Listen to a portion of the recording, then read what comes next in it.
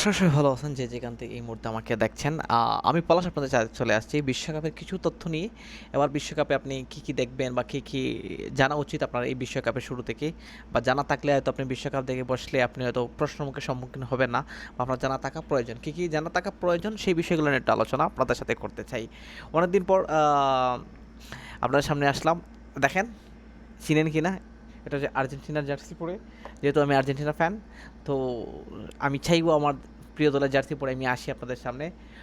এবার বিশ্বকাপটা শুরু হচ্ছে তিনটা দেশের মধ্যে। আমেরিকা হচ্ছে, মেক্সিকো হচ্ছে, কানাডা হচ্ছে। তিন দেশের মধ্যে সবচেয়ে বড় এবং ওয়ার্ল্ড কাপ হচ্ছে এইটা। আবার আরেকটা হচ্ছে কি, এই বিশ্বকাপে 48টা দেশ বিশ্বকাপে অংশগ্রহণ করেছে। সর্বশেষ বিশ্বকাপের চেয়ে 16টি দল বেশি এই বিশ্বকাপে আছে, এটা আপনাদেরকে জানিয়ে রাখলাম। 3 নম্বর পয়েন্ট হচ্ছে, এই প্রথম রাউন্ড অফ 32 প্রতি গ্রুপের চ্যাম্পিয়ন ও রানার্স আপ এবং সেরা 8টি তৃতীয় দল উঠবে এই রাউন্ডে। এটা হচ্ছে নাম্বার 3। আর আরেকটা বিষয় হচ্ছে, এবার বিশ্বকাপে বদলি করার জন্য আপনি পাবেন মাত্র 10 সেকেন্ড। তো আপনি 10 সেকেন্ডের ভিতরে প্রতিটি প্লেয়ারকে বদলি করতে, চতুর্থ রেফারি যে থাকবে সে বাঁশি দেওয়ার বা সে কার্ড তোলার পর 10 সেকেন্ডের ভিতরে আপনি প্রতিটি প্লেয়ার পরি করতে পারবেন।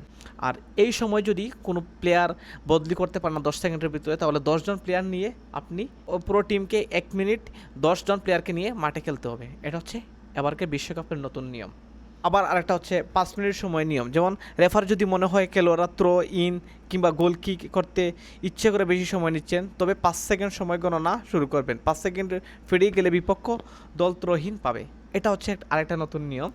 আর গোল কিকের বিপক্ষে হচ্ছে কর্নার দেওয়া হবে।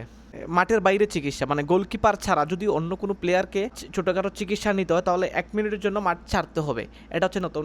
মাঠের ভিতরে আপনি তাৎক্ষণিক চিকিৎসা নিতে পারবেন না। আর একটা হচ্ছে, রাগ করে মাঠ ছাড়লেই শাস্তি। কোনো সিদ্ধান্ত প্রতিবাদ করে মাঠ ছেড়ে গেলে সরাসরি লাল কার্ড, বা মাঠের বাইরে থেকে কেউ প্ররোচিত করে লাল কার্ড দেখবেন সেই ব্যক্তি, আর পুরো দল মাঠ ছেড়ে গেলে প্রতিপক্ষকে জয়ী ঘোষণা করা হবে। এটা বিআর এ নতুন কিছু নিয়ম আসছে, যেমন ভুল করে দেওয়া কর্নার রিভিউ নিতে পারবেন, তবে খেলা আবার শুরু করতে দেরি হলে সম্ভাবনা থাকলে দেওয়া হবে না।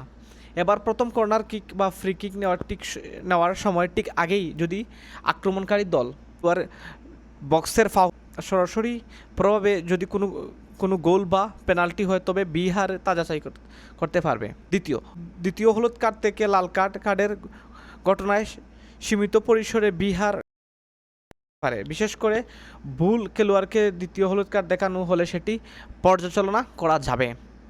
খেলোয়াড়ের হাতে বা বাহু বা জার্সি দিয়ে মুখ ডেকে কথা বলে রেফারি বিষয়টি গুরুত্ব দিয়ে দেখবেন, এবং যদি সেটি উত্তেজনাপূর্ণ কথাবার্তা বা গালাগালি বা কোনো গোপন যোগাযোগ বলে মনে হয়, তাহলে লাল কার্ড দেখানো হতে পারে। তবে স্বাভাবিকভাবে কোনো কথা কইলে সেখানে আপনার শাস্তি গ্রহণযোগ্য হবে না। এই হচ্ছে 2026 বিশ্বকাপের আর মাত্র কিছুক্ষণ পরেই যে বিশ্বকাপ শুরু হতে যাচ্ছে, সেই বিশ্বকাপের কিছু নতুন নিয়ম আপনারা জানা থাকলে আপনি কমেন্ট বক্সে ইয়েস লেখেন, আর না জানা থাকলে আপনি বলেন যে আমি জানি নেই, এখন জানছি। ধন্যবাদ সবাইকে এই পর্যন্ত এই